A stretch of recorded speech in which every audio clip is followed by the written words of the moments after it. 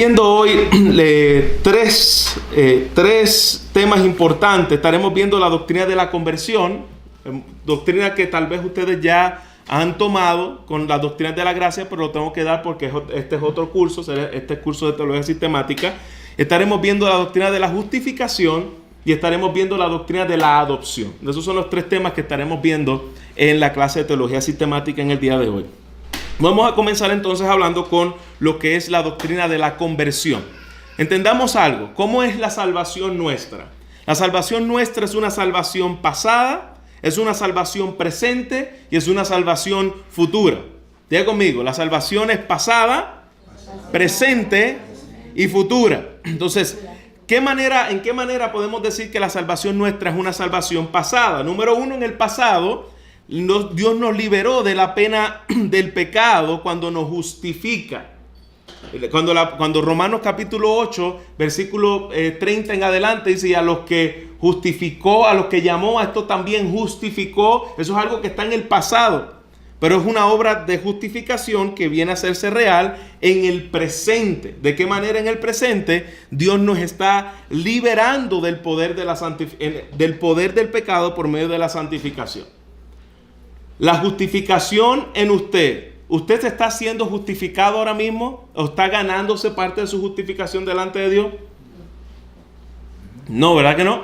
El que piensa que está haciendo en un proceso de justificación y esté caminando todavía ganándose la justificación, nosotros estamos todavía en Roma. Eso es lo que cree la Iglesia Católica Romana, que todavía tú te estás justificando. Pero nosotros creemos que la justificación es un acto legal de Dios, en el cual de una vez y para siempre, cuando el Señor nos salvó, que nos arrepentimos y pusimos nuestra fe en Jesucristo, hemos sido declarados justos por medio de la fe en Jesucristo. De manera que nuestra justificación fue pasada. Nuestra santificación es presente. ¿Por qué nuestra santificación es presente? ¿Cuántos de los que están aquí pueden levantar su mano y decir, pastor, ya yo estoy listo para ir al cielo porque yo estoy 100% santificado? ¿Quién puede levantar la mano y decir, yo, pastor? Para decirle que no venga más el domingo, porque ¿para qué tú vienes aquí? Ya tú estás listo ya, ¿no? Para irte al cielo. Pero estamos en un proceso de santificación. ¿Hasta cuándo? Hasta que Cristo venga. Hasta que Cristo venga vamos a seguir creciendo en santificación. Y es una salvación futura, porque hasta que el Señor no venga y nos dé un cuerpo glorificado, todavía todos los que estamos aquí vamos a tener problemas con el pecado. Desde que el Señor nos salva hasta el día en que muramos, tú y yo vamos a tener una lucha continua con el pecado. Y si eso no ocurre en tu vida y no está ocurriendo en tu vida, entonces nosotros tenemos que preguntarnos si realmente una persona puede llamarse salva sin tener una lucha constante con el pecado. Antes no la teníamos, ninguno de los que estábamos aquí teníamos lucha contra el pecado, ¿no? Antes podíamos pecar deliberadamente, hacer lo que nos gustaba y nos deleitábamos en eso. Pero en el momento en que el Señor nos salva, comienza, como dijimos, la salvación presente, un proceso de santificación, pero nos va a librar del pecado. ¿Cuándo estaremos libres de este cuerpo de pecado? Cuando el Señor venga, los muertos en Cristo resuciten primero y nuestros cuerpos sean glorificados. Por eso es que nuestra salvación es pasada, es presente y es futura. Se va a consumar cuando nos den el nuevo cuerpo. Ojalá, ¿cuántos dicen amén? Señor, que nos den un nuevo cuerpo para no pecar más contra ti, ni por pensamiento, ni por palabra, ni por conducta. Señor, estaremos por siempre contigo. Esa es la glorificación de nuestra salvación completa al final en la eternidad. ¿Quiénes están involucrados en el proceso de nuestra salvación? En la obra de la salvación, nosotros a veces cuando hablamos de la salvación hablamos solamente como de Jesucristo. Jesucristo fue quien me salvó. Jesucristo fue quien murió por mí. Y eso está muy bien, es correcto. Jesucristo fue quien lo hizo, pero la salvación es una obra de la Trinidad. La salvación es una obra trinitaria, es decir, quien diseñó la salvación no fue Jesucristo. Quien diseñó la salvación fue el Padre. Entonces, Dios el Padre diseña el plan, predestina, escoge y elige. ¿Y cuándo Dios hizo eso? antes de la fundación del mundo, en la eternidad. Por lo tanto, cuando hablamos de la salvación, estamos hablando de un plan diseñado por el Padre, en el cual antes de la fundación del mundo, antes de que Cristo viniera a morir, ya el Padre había diseñado un plan, ya el Padre había predestinado a los que iba a salvar, ya Dios había escogido y Dios había elegido cómo iba a llevar a cabo ese plan. Por lo tanto, la salvación es una obra del Padre, la salvación es una obra del Hijo. ¿Por qué? ¿Quién es el que lleva a cabo el plan del Padre? Cuando Jesucristo viene aquí y dice: Señor, he terminado la obra que me diste. Jesucristo no vino aquí a hacer su propia obra. Jesucristo vino aquí a hacer la obra del Padre y he acabado la obra que me diste. Ninguno de los que me diste se perdió. Entonces Jesucristo vino a llevar a cabo el plan perfecto diseñado desde antes de la fundación del mundo por el Padre. Y ahora Jesucristo viene, muere, lleva a cabo la obra perfecta diseñada por el Padre, pero la salvación todavía no se puede ejecutar si no es por el Espíritu Santo. El Padre pudo haber diseñado un plan. Recuerda que los tres son uno. Y esto es la salvación es de Dios. Y cuando decimos que la salvación es de Dios, estamos diciendo que la salvación es del Padre, la salvación es del Hijo y la salvación es del Espíritu Santo. ¿Cuál es el rol del Espíritu Santo en medio de la salvación? Convencernos de pecado, llevarnos a la cruz, regenerarnos y santificarnos. Por lo tanto, si el Espíritu Santo no me regenera, es decir, el Espíritu Santo no me hace nacer de nuevo, me da un nuevo corazón, ninguno de nosotros podemos ver la obra de la cruz de Cristo. Porque el Espíritu Santo, dice su palabra, Él es el que convence de pecado, de justicia y de juicio venidero. Esa es la obra que hace el Espíritu Santo en la salvación. Si el Espíritu Santo no te convence a ti de tu condición, de tu pecado y del juicio venidero, ninguno de nosotros venimos a Cristo. Por lo tanto, nosotros vemos que la obra de la salvación y la obra de la conversión es una obra trinitaria. Es una obra donde las tres personas de la Trinidad están envueltas.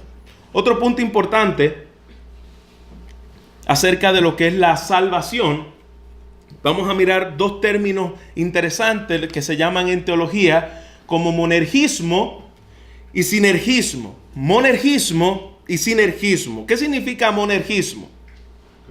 Que es uno el que provoca la salvación. Que es uno, es una obra de Dios solamente por Dios. Es decir, mono, uno. Gismo es una obra de Dios. El monergismo es la salvación es enteramente una obra de Dios. Eso es lo que significa la palabra monergista. La salvación es una obra absolutamente y enteramente de Dios. ¿Por qué? ¿Por qué nosotros los monergistas creemos que la salvación es una obra solamente de Dios? ¿Quién me puede decir? ¿Quién me puede decir por qué la obra de la salvación, el monergista dice, solo vino de Dios? Decía el doctor Sproul que podíamos hacer una sola más. En las 5 solas, Sproul dice, podíamos hacer una sola más, que se llamaba solo Dios. Porque la obra de la salvación vino solamente de Dios y nada más de Dios. ¿Por qué la obra de Dios, de la salvación, tiene que venir solamente de Dios? ¿Quién me puede decir? Que nosotros estamos imposibilitados para buscarlo. Por la condición del hombre. El hombre está muerto en sus delitos y pecados. Por lo tanto, si Dios no viene a traer salvación, el hombre no puede responder. Lo que nosotros vemos en Efesios capítulo 2. Lo que nosotros vemos en 2 de Timoteo capítulo 2 versículo 25 al 26. Que la voluntad está esclava a los deseos pecaminosos de la carne y a los deseos de Satanás. Número 3, porque el hombre natural no puede discernir las cosas que son de Dios. Dice 1 Corintios 1, dice que el hombre natural no percibe las cosas de Dios. Y Romanos dice, y tampoco puede. Por eso que la obra de Dios tiene que ser, la salvación, tiene que ser una obra de Dios monergista. Número 4, porque en Romanos capítulo 3, versículo 10 dice, no hay quien busque a Dios, ni tan siquiera uno. Jonás capítulo 2, versículo 9 dice: la salvación es de Jehová. La salvación proviene de Él. La salvación es del Señor. ¿Y qué creen los sinergistas o el sinergismo? El sinergismo, la palabra sinergia, viene de un término médico, en la cual dice que el hombre coopera con Dios para la salvación. Es algo que el hombre tiene que hacer y es algo que Dios tiene que hacer. Y es lo que se conoce en la mayoría de los círculos en el día de hoy, que la salvación es una obra de Dios y del hombre. El sinergismo. Algunos dicen, bueno, Dios, ¿cuántas veces nos han dicho, mira, ya Dios hizo su parte, ahora te toca la tuya? Bueno, Dios hizo el 99% y el hombre el 1%. Dios hizo el 99% y a ti te toca hacer el 1%. ¿Por qué dijimos que esto no es verdad? ¿O porque no puede ser verdad a la luz de la Escritura? Porque el hombre está muerto. O entendemos que el hombre está muerto, o entendemos que el hombre está semivivo en la cama de hospital. ¿Cómo le declaran cuando ya tú estás agonizando? El hombre está agonizando. Pero la Biblia no dice que el hombre está agonizando. La Biblia no dice que el hombre está en un estado de coma. La Biblia dice que el hombre está muerto. Entonces, si entendemos que el hombre está muerto, hermano, no hay forma en que nosotros podamos decir que yo tengo que cooperar con Dios. Claro está, vamos a ver varias cosas que esto conlleva, que no malinterpretemos la responsabilidad del hombre en medio de la obra de Dios viniendo a traer vida. Romanos capítulo 8, 28 dice: y sabemos que para los que aman a Dios todas las cosas cooperan para bien, y esto es para los que son y esto para los que son llamados conforme a su propósito. ¿Al propósito de quién? ¿Dios qué? Dios Padre. ¿Quién diseñó la salvación? Dios Padre. Los que son llamados conforme a su propósito. Porque a los que de antemano conoció, esto también predestinó a ser hecho conforme a la imagen de su Hijo. Dios diseñó la salvación para que nosotros nos parezcamos a Cristo. Y a los que predestinó, a estos también llamó. A los que llamó, a estos también justificó. A los que justificó, a estos también glorificó. Ese es el trabajo de Dios en la salvación del hombre. Miremos entonces la conversión. La Biblia dice: la ley de Jehová es perfecta y convierte al alma. La ley de Jehová es perfecta y convierte al alma. ¿Quién es quien convierte al alma? Cuando hablamos de la ley de Dios, estamos hablando de la palabra de Dios. Estamos hablando de la Torá de Dios. La fe viene por el oír y el oír por la palabra. Quien convierte el alma es la obra de la palabra de Dios. La conversión viene de un vocablo griego que hay un desvío doble o desviarse de algo. Eso es el pecado. El pecado quiere decir desviarse de algo o no dar al punto, al target, y desviarse hacia algo. Es decir, yo iba camino al extremo derecho y ahora doy un giro 180 grados y voy camino a el extremo izquierdo o derecho o viceversa. Entonces eso es lo que quiere decir el arrepentimiento o la conversión. En hebreo, la palabra arrepentimiento significa, se dice shub, que es en hebreo de volverse, y en griego la palabra arrepentimiento significa metanoia, que quiere decir un cambio de mente. Esa palabra metanoia viene de lo que nosotros en latín conocemos como metamorfosis. Y es lo que ocurre con la oruga cuando sale de su proceso en el cual se convierte en mariposa. Es una nueva creación. Eso es lo que ocurre en el arrepentimiento nuestro. Es un cambio de mente. Y fíjese bien que arrepentimiento quiere decir cambio de mente. La gente piensa que arrepentimiento quiere decir muchas lágrimas. ¿El arrepentimiento puede incluir lágrimas? Sí. Puede haber un dolor en nuestros corazones por haber ofendido a un Dios santo, pero la gente puede llorar todo el día amargamente y no arrepentirse. Y puede llenar el altar de lágrimas, la almohada de lágrimas, su cama de lágrimas, y eso no es arrepentimiento, porque arrepentimiento es un cambio de mente. Mi mente fue transformada. Lo que antes amaba, hoy lo aborrezco. Y hay gente que puede llorar, aparentemente arrepintiéndose, salir de la iglesia o del cuarto o del lugar donde confesó su pecado y volver a hacer las mismas prácticas que antes hacía. ¿Por qué? Porque no hubo arrepentimiento verdadero. Hubo un remordimiento, hubo un momento sentimental, pero el verdadero arrepentimiento consiste en un cambio de la mente. El pecado que antes amaba, hoy lo aborrezco. Entonces tiene que haber un cambio en nuestra mente y en nuestros deseos por haber ofendido a un Dios santo. Eso es lo que significa la conversión. ¿Qué contiene la conversión? Tiene que haber dos cosas para que el hombre sea convertido. Y ya yo le he dicho muchas veces aquí, le voy a preguntar, ¿cuál es el requisito, los dos elementos esenciales para que el hombre pueda para que haya un arrepentimiento genuino en la vida del hombre? Dos cosas importantes. ¿Cuáles son? Fe, ¿qué más? Nacer de nuevo es el producto, se puede decir, que ejerce para que haya una conversión. Pero lo que surge en el momento en que tú naces de nuevo son dos cosas esenciales que hace la conversión. Ya dijimos que era la fe y el arrepentimiento. La fe es la creencia en Cristo y el arrepentimiento de nuestros pecados por haber ofendido a un Dios santo. Entonces, el arrepentimiento me hace devolverme del pecado y la fe me permite confiar en Cristo. Entonces, la fe salvadora no es decir, bueno, yo creí y ya. No, tenemos que entender qué creíste. Porque hay gente que puede creer muchas cosas y no son salvos.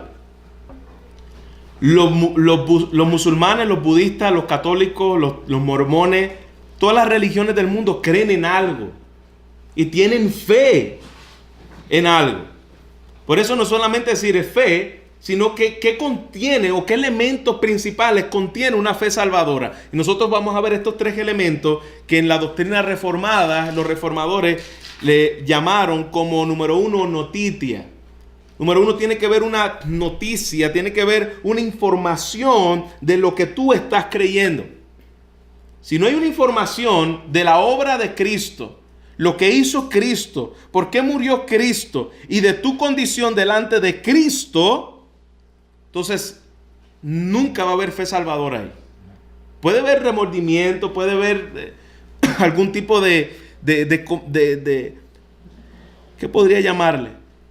De emoción, de sentimiento. Tal vez tú puedes venir a un culto y escuchaste las canciones son bonitas, lloraste, o te emocionaste, o brincaste, o danzaste, o te estremeciste, pero tú puedes hacer todo eso, escuche bien, usted puede hacer todo eso en un concierto de rock. Tú puedes llorar, tú puedes estremecerte, tú puedes danzar, tú puedes tirarte al piso de euforia. De ahí no hubo salvación. Entonces, la fe salvadora tiene que tener un elemento esencial que se llama la noticia o la información de la obra de Cristo en la cruz. Si no llega este elemento, y como siempre yo he dicho, Dios puede utilizar muchas cosas para trabajar en tu vida. Dios puede usar una enfermedad, Dios puede usar un matrimonio al borde del divorcio, Dios puede usar unos hijos rebeldes, Dios puede usar una familia rebelde, abusiva, Dios puede usar muchas cosas para obrar en tu vida. Pero la forma de Él traer salvación a tu vida es por medio de tu entender la noticia del Evangelio. No hay gente que pueda ser salva si no tiene la noticia correcta de lo que Cristo hizo en la cruz. No hay salvación. Número 2, tiene que haber un ascensus. Es decir, la persona que se le trajo la información tiene que entender la información. Tiene que entender lo que eso significa. Y número 3, fiducia, es decir, la fe que cree y se entrega. La fe que cree y se entrega. Entonces, si no hay estos tres elementos en la salvación, en la fe verdadera, no puede haber salvación. ¿Está conmigo hasta aquí? Si no hay estos tres elementos, no hay salvación. ¿Preguntas? ¿Me puedes repetir las dos? Ascensus es el entendimiento de la noticia. Cuando tú asientes, cuando tú estás entendiendo, por ejemplo, cuando lo asimila, y no solamente lo asimila, sino que lo entiende bien. Porque, por ejemplo, yo no sé cuántos de ustedes, a nosotros nos pasa mucho aquí, que tal vez no dominamos muy bien el idioma inglés, y nos está hablando un americano, y nosotros le decimos que sí a todo, ¿no? Y al final tú dices, ¿entendiste bien? Y tú estás asintiendo, pero tú no estás entendiendo ni papa. Pero en este asentimiento, en este sentir, tú debes estar, cuando estamos diciendo así, el americano piensa que estamos entendiendo todo. Tú estás entendiendo todo. Y al final le dice, ¿entendiste? Y tú, más o menos. Pero dijiste que sí a todo, pero dice que entendiste más o menos. Pero de la misma forma ocurre, o debe ocurrir, pero no de esa forma en la salvación. Es que nosotros debemos, cuando estamos asintiendo, estamos entendiendo lo que esa noticia representa para nosotros. Y sabemos que eso es una obra del Espíritu Santo. No es por inteligente, no es por lo sabio que sea. El tú entender esto es una obra del Espíritu Santo en tu vida. Miren lo que dice 2 Corintios 7:9. Pero ahora me regocijo, no de que fuiste entristecido, sino de que fuiste entristecido para arrepentimiento. Mire bien este versículo. Pablo dice, tú te puedes entristecer, tú puedes tener dolor y no arrepentirte. Hay gente que puede entristecerse y puede tener dolor y no arrepentirse. Pero Pablo dice, yo me regocijo de que te haya dolido, de que hayas sufrido, de que te hayas entristecido para arrepentimiento.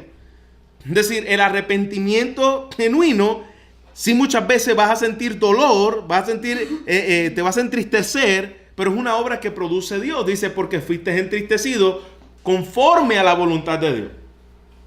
Es Dios quien produce eso en ti, para que no sufrierais pérdida alguna de parte nuestra. Versículo 10. Porque la tristeza que es conforme a la voluntad de Dios.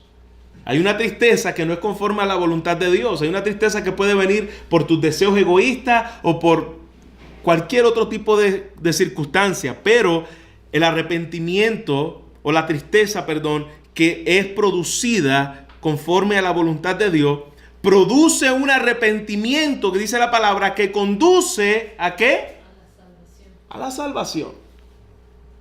Esa obra que viene del Espíritu Santo y que te duele haber ofendido al Dios Santo, produce una tristeza que es conforme a la voluntad de Dios, y esto produce arrepentimiento que conduce a la salvación sin dejar pasar.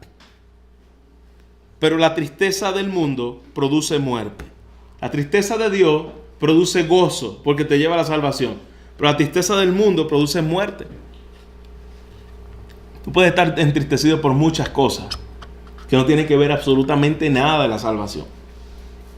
Y produce muerte, pero la tristeza que viene de Dios produce y conduce a la salvación.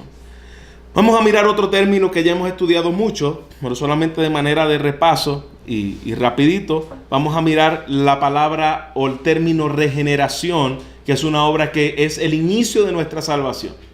Antes de mi fe, escuche bien, antes de mi fe y antes de mi arrepentimiento tiene que ocurrir algo en mi vida. Y es que yo tenga vida. Antes de mi fe y de mi arrepentimiento viene la regeneración. De su palabra, Él nos salvó no por obras de justicia que nosotros hubiéramos hecho, sino conforme a su misericordia, por medio del lavamiento de la regeneración y la renovación por el Espíritu Santo. Esto es lo mismo.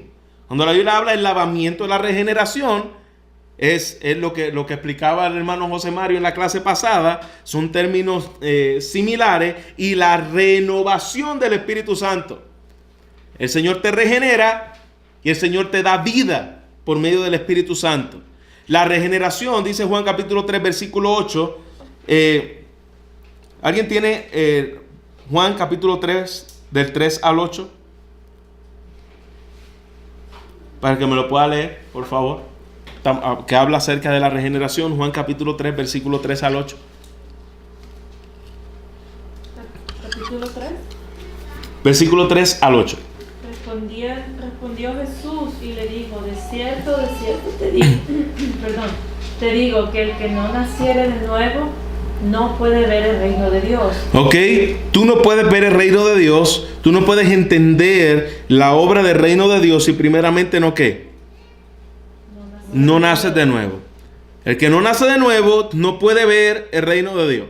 Entonces, antes de cualquier cosa tiene que haber ¿qué? Nuevo nacimiento. Antes de que tú tengas fe, antes de que tú tengas arrepentimiento, no puedes ver el reino de Dios sin que antes que naciere de nuevo. ¿Qué sigue diciendo? Nicodemo le dijo, ¿cómo puede un hombre nacer siendo viejo? ¿Puede acaso entrar por segunda vez en el vientre de su madre y nacer?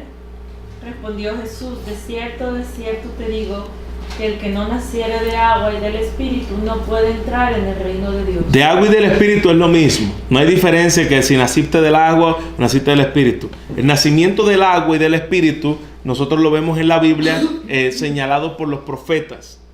Isaías habló muchas veces, y derramaré agua sobre el sequedal y ríos sobre la tierra árida. Mi espíritu derramaré sobre mi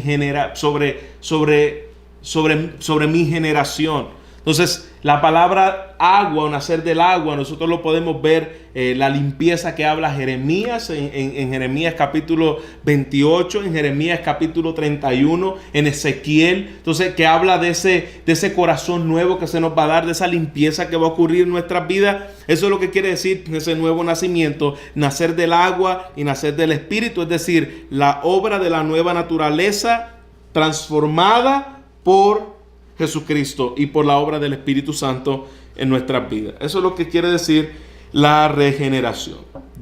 Segunda de Corintios capítulo 5, 17 dice, de modo que si alguno está en Cristo, nueva criatura es. No dice nueva criatura va a ser, nueva criatura es. Las cosas viejas pasaron. No es que ya no tengas luchas con las cosas viejas, pero esas cosas viejas ya no dominan tu vida. Esas cosas viejas pasaron. Aquí todas son hechas nuevas. Al ser nosotros regenerados, pasamos a ser hijos de Dios. No nacido de sangre, no nacido de voluntad de carne, como dice Juan capítulo 1 versículo 12. Estos son los que no son nacidos de sangre, ni de voluntad de carne, ni de voluntad de varón, sino de Dios. Pablo dice que nacemos a una esperanza viva en Jesucristo a través de la palabra eterna. Primera de Pedro capítulo 1 versículo 23. O sea, ese es un nacimiento de arriba, es una obra del Espíritu Santo en nosotros. ¿Estamos claros? Ya hemos visto arrepentimiento, ya hemos visto conversión, ya hemos visto regeneración. ¿Alguna pregunta hasta aquí? Si no, seguimos. Algunos le llamamos a esto también un acto de Dios Padre, en el cual algunos le llaman el llamado eficaz. Ya nosotros hemos estudiado eso en la doctrina de la gracia. Una obra del Señor llamando a nuestras vidas a salvación a través de la palabra, a través de escuchar el evangelio de Jesucristo, por la obra absoluta de Cristo en nuestras vidas y de Dios en nuestras vidas. Este es el llamado efectivo, llamado eficaz que Él hace a nosotros. Una explicación de los hechos concernientes a la salvación. En resumen, el problema del hombre y la salvación que Dios ofrece. Una orden o una respuesta personal. El hombre está muerto, pero a la misma vez dice que tiene que haber una respuesta personal. Claro, y esa respuesta personal a todo hombre lo hace responsable. Y ya nosotros hemos visto eso anteriormente. El hombre es responsable ante Dios soberanamente porque Él es soberano y Él demanda las cosas tal y cual es. No puede demandar otro estándar. Él es soberano. El problema es del hombre. Pero a la misma vez Dios demanda, crean y arrepiéntanse. El hombre siempre va a seguir siendo responsable ante Dios. Aunque el hombre no sea capaz, el hombre sí es responsable. Y la promesa final es perdón de pecados y la vida eterna para con Dios, conforme a los elementos del llamado efectivo. Ok. ¿Qué más? Creo que esto ya lo vimos. ¿Perdón? Este no. Hay una palabra importante que es otra que debemos conocer, es la palabra imputación. Y esa palabra es importantísima que nosotros la entendamos, porque en esto se basa también el poder entender la salvación en nuestras vidas. Si nosotros no entendemos la imputación, nosotros vamos a tener una grande lucha en nuestro interior de creer que la salvación es por nuestras obras. La imputación es que lo que a mí me pertenecía, es decir, la ira que a mí me pertenecía, fue puesto, mi pecado, en Cristo, y ahora Cristo es mi representante en la cruz, y mi pecado es puesto en su vida santa, y su vida santa fue puesto en mi vida de pecado. Eso es lo que significa el término imputación. Segunda de Corintios 5:21 lo llama: al que no conoció pecado, le hizo pecado por nosotros. Imputación. Dios no conoció pecado y Dios le hizo pecado por nosotros para que nosotros fuésemos hechos justicia de Dios en Él. Esa es la gloria del Evangelio. Si hubiera un versículo, si me dijeran un solo versículo en el cual yo me pueda llevar conmigo a un desierto, o yo me pueda llevar conmigo al cielo, que sea este: al que no conoció pecado, le hizo pecado por nosotros para que yo fuese hecho justicia de Dios en Él. Aquí está encerrado todo lo que significa el Evangelio. Aquí está encerrada la canción que nosotros cantamos: aleluya, glorioso intercambio. Oh, cuán gran misterio, que por gracia salvo soy. Al que no conoció pecado. Tú lo puedes repetir desde que te levantas hasta que te acuestes. Y si no hay un efecto en tu vida, aunque sea que se te paren los pelos, no has entendido el Evangelio. Al que no conoció pecado, le hizo pecado por mí, para que yo fuese justicia de Dios en Él. Soy justo por Él. Romanos 5, versículos 6 al 8 dice: porque Cristo, cuando éramos débiles, en su tiempo murió por los impíos. Ciertamente apenas morirá alguno por un justo. Con todo pudiera ser que algunos hará morir por el bueno. Mas Dios, otro versículo poderoso, muestra su amor para con nosotros, en que siendo aún pecadores, Cristo murió por nosotros. Aquí está encerrada lo que se conoce como el intercambio o la imputación. La imputación del pecado de Adán a la raza humana. Esa es la primera imputación. Adán traspasó su pecado a toda su descendencia. Por lo tanto, nosotros nacemos en pecado por la imputación del pecado de Adán. Número 2, la imputación del pecado del hombre a Cristo. El hombre que cree en Cristo y pone su fe en el Hijo de Dios, imputa, es decir, ponemos nuestro pecado en la persona de Cristo. Y número 3, y el más glorioso de todo, la imputación de la santidad de Cristo al creyente. Cristo, toda la santidad, la justicia, la perfección de Cristo, Dios la pone a nuestro favor y la pone a nuestra cuenta. Cuando Dios mira tu cuenta en el cielo, Él no está mirando la cuenta de Luis Soto, Él está mirando la cuenta de Cristo. Él no está mirando la cuenta de Marlene, Él está mirando la cuenta de Cristo. No está mirando la cuenta de Giovanna, Él está mirando la cuenta de Cristo. Él nos ve en Cristo, por eso es que nosotros somos aceptos. Nunca tú eres acepto en tu condición. Nunca tú eres acepto en tus obras. Por eso, como hemos dicho anteriormente, tenemos que tener cuidado aún las veces que nosotros nos acercamos a Dios por medio de algunos cánticos. Le decimos: Señor, tal como soy, Señor, sin nada que entregar más que mi canción. Dios nunca nos acepta tal como soy. Dios nos acepta tal y cual es Cristo. ¿Por qué? Porque es la imputación de Cristo que me fue otorgada a mí, y ahora la única forma en que el Padre me puede aceptar es que un Cordero perfecto se ha puesto delante de Él. Cuando la Biblia dice que Él está intercediendo por nosotros, eso es lo que significa literalmente en Cristo. No estoy hablando del Espíritu Santo, estoy hablando de en Cristo. Cuando decimos que Cristo está intercediendo por nosotros, recuerda que lo que se necesita para ser acepto en el cielo es un cordero sin mancha y perfecto. Es el Hijo de Dios mismo. Y cuando el Hijo de Dios mismo está delante del Padre, Él intercede entre el Padre y nosotros los pecadores. Y cuando, hijos de Dios nacidos de nuevo, y cuando el Padre mira a los demás, Él ve al cordero perfecto sin mancha. Las marcas del cordero. Él no te está mirando a ti. No hay ni una sola obra que tú puedas hacer que te pueda hacer salvo delante de Dios. Ni una. Inclusive los falsos conversos. ¿Cómo tú sabes que una persona es un falso converso? Porque está confiando en sus obras para ser salvo. Los falsos conversos que habla Mateo 7, que van a llegar al cielo diciéndole, Señor, Señor, ellos están confiando en sus obras. Señor, Señor, en tu nombre hicimos. En tu nombre hicimos. En tu nombre hicimos. Ellos no están confiando en la obra del Cordero. Ellos están confiando en sus propias obras. Eso es lo que caracteriza a un falso converso.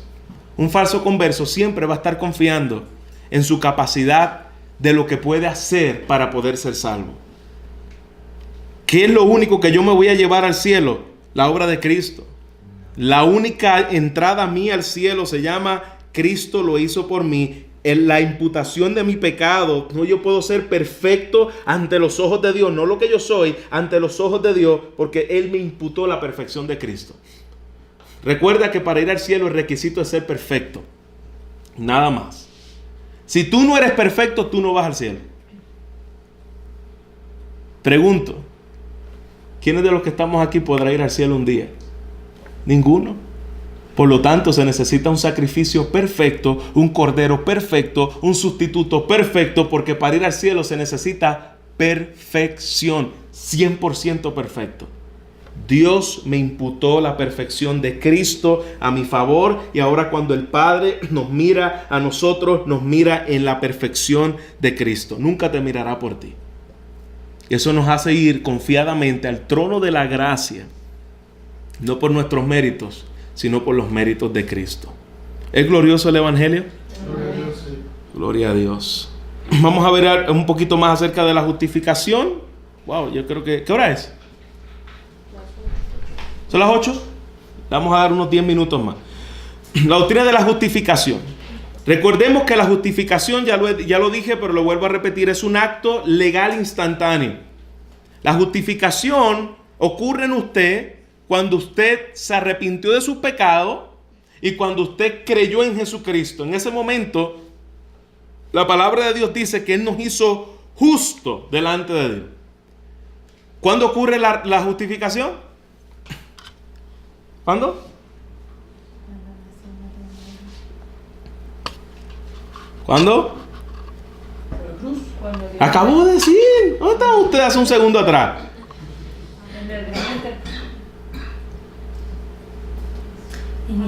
Cuando Dios no hace la señal.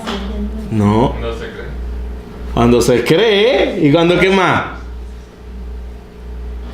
Cuando te arrepientes de tus pecados, el Señor te declara justo. ¿Qué es lo que ocurre después de tu nuevo nacimiento? La consecuencia sí es creer y arrepentirte.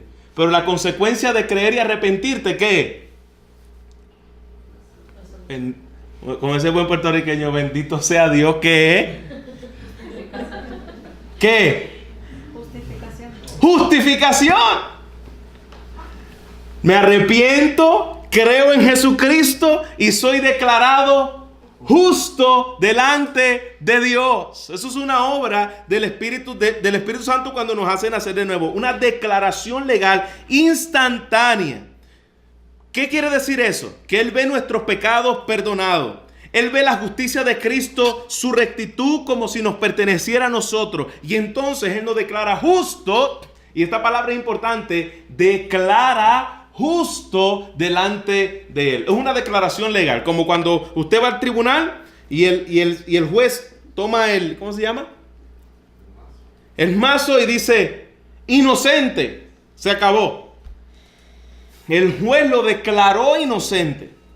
Ahora, en el momento de nuestra justificación, el Dios Padre nos declara justo. Pregunto, ¿somos nosotros justos?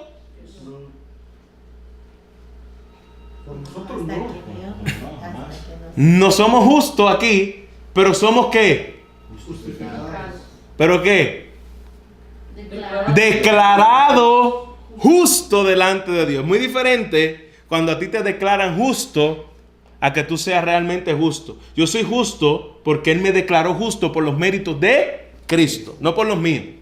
Eso es la justificación. Es como un criminal que pagaron la fianza y el abogado defendió su caso, o tal vez a saber qué hizo, y lo declararon inocente. Pero no quiere decir que él sea inocente. Él fue declarado inocente por el juez, pero no lo es.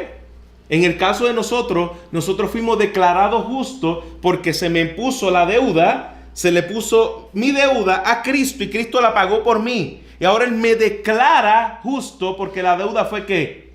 Fue cancelada, la deuda fue pagada y la deuda era perfección, la deuda era justa y eterna ira de Dios y Cristo la llevó en la cruz. Por lo tanto, yo soy declarado justo delante de Dios. Entonces, Él ve la justicia de Cristo en mí, Él ve la perfección de Cristo en mí y entonces somos declarados justos.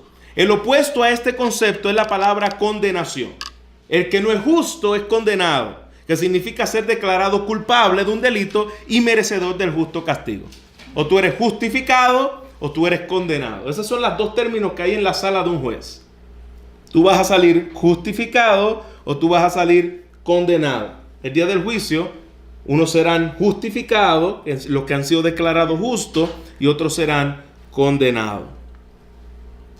La palabra justificado significa no culpable.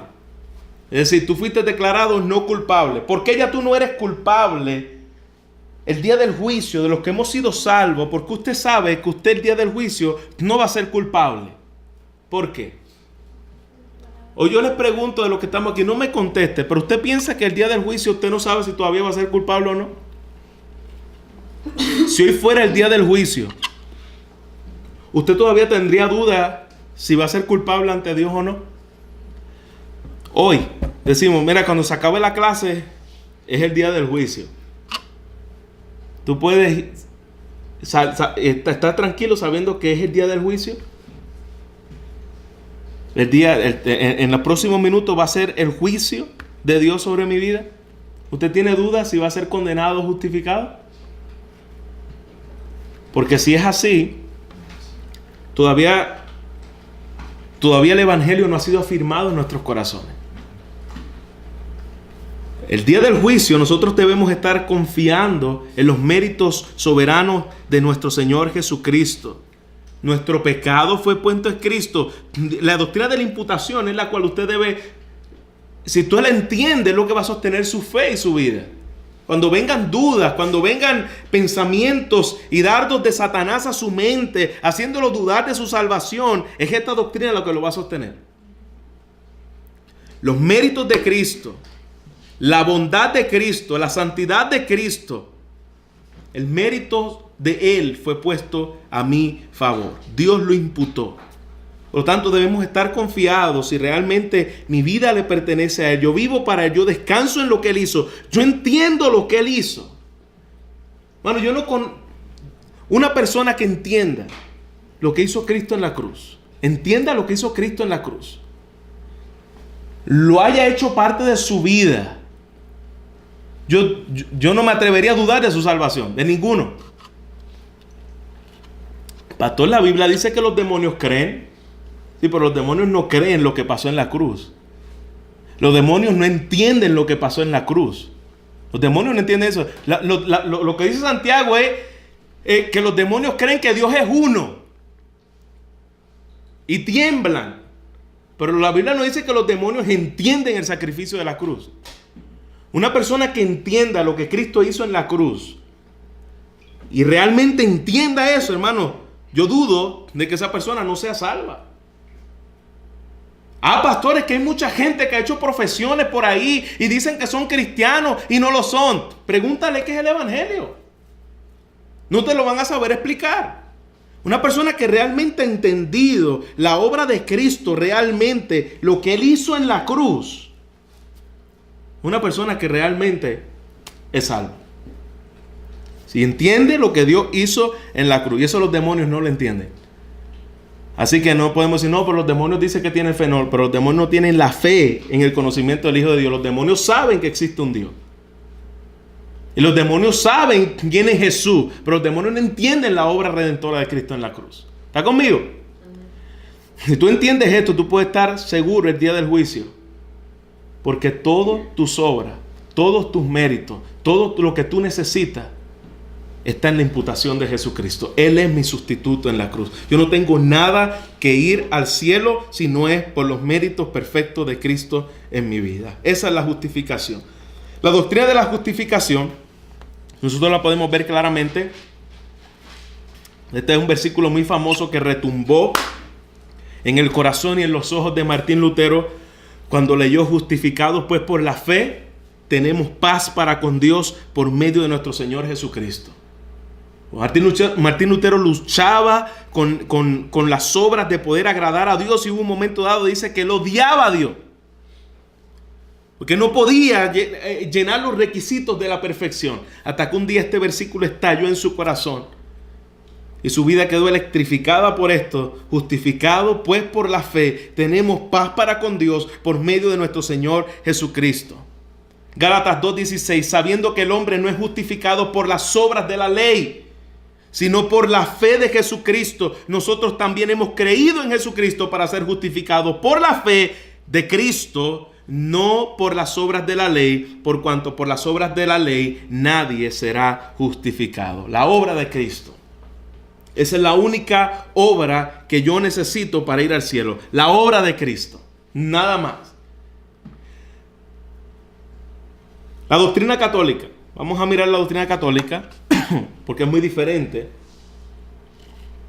con respecto a la justificación por fe a lo que cree la doctrina católica. La doctrina católica cree que primeramente el bautismo, tienes que bautizarte cuando niño para tú ser salvo. Tienes que haber sido bautizado.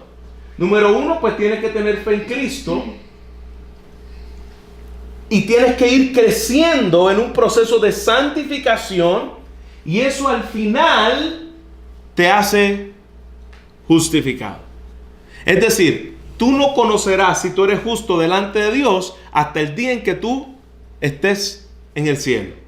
Por lo tanto, ningún católico romano, tú le puedes preguntar a cualquier católico, ¿tú eres salvo? Ninguno te va a decir que sí. Ninguno. Y si te dice que sí, está más cerca del reino de los cielos de lo que usted cree. O se está engañando a sí mismo. Pero ningún católico te va a decir, yo soy salvo. Ahora, yo soy salvo. El católico está esperando el día del juicio para ver si por medio de su bautismo, la fe y la santificación, entonces ellos son justificados. Y entonces, pastor, ¿por qué el padre o el sacerdote o quien sea, cuando vemos en un funeral, le echa el agua bendita y lo envía rápido al cielo? Bueno, porque ellos están confiando en el bautismo que se hizo. Ellos están diciendo, bueno, ellos tenían fe en Jesucristo y por medio de eso, depende cómo haya vivido. Si no vivió muy bien, lo envían al purgatorio. Y si vivió muy bien y adquirió méritos, lo beatifican. ¿Tú sabes lo que significa lo que beatifican? A lo que beatifican quiere decir, este hombre ganó obras de más y por lo tanto tiene para regalarle a otro. Y por eso tú ves que gente a los que beatifican le pueden pedir a ellos, porque ellos hicieron obras de más. Entonces, por lo tanto, ellos pueden darte a tu favor las obras que sobraron, porque todavía tienen obras de más y los beatifican. Por eso es que hacen lo que hacen. Por lo tanto, la justificación, ellos no creen, los católicos romanos aborrecen la doctrina de la imputación. Ellos no creen que el Padre imputó la perfección de Cristo, la santidad de Cristo a mi favor y que ahora por esa imputación, por medio de la fe y el arrepentimiento, yo soy salvo. Ellos no creen eso. La doctrina de la imputación no es, los romanos no creen en esto, sino que la justificación no es imputada, es introducida.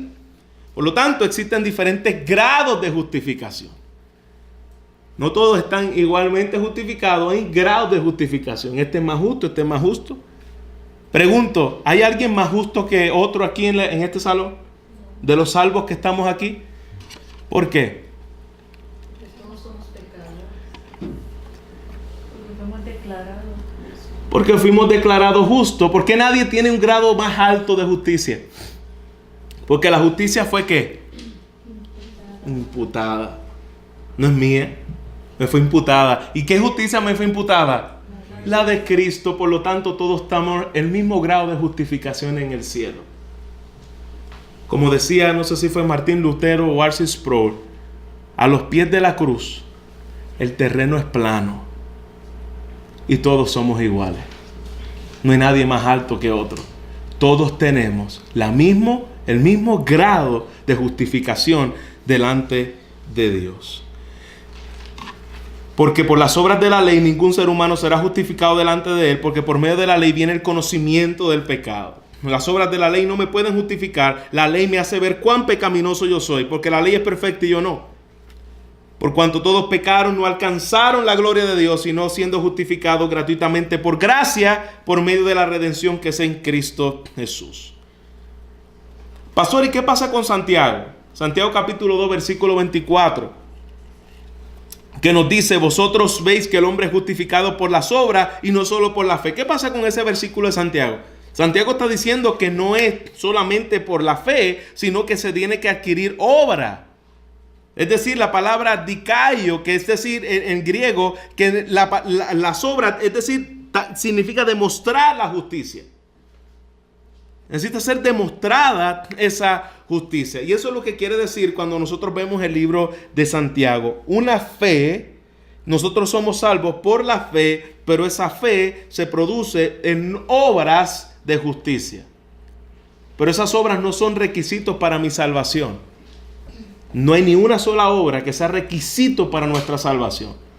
Todas las obras son evidencias, o si se puede llamar consecuencias de yo haber sido salvo. Ninguna de ellas son testimonio o requisito para yo poder ser salvo en el cielo, ir a la presencia de Dios. Todos son una obra de la gracia de Dios que te salvó, y esas obras, Efesios capítulo 2 dice, las cuales Dios preparó de antemano para que camináramos en ellas. Las obras aún fueron preparadas por Dios. Vosotros, dice Lucas capítulo 16, 15, vosotros sois los que justificáis a vosotros mismos ante los hombres, pero Dios conoce vuestros corazones, porque lo que entre los hombres es de alta estima es abominable delante de Dios. Nosotros no nos justificamos por las obras, nosotros nos justificamos por la obra de Cristo, porque cuando Dios mira nuestras obras, aunque el hombre diga, wow, qué bien se porta, y Dios sabe lo que es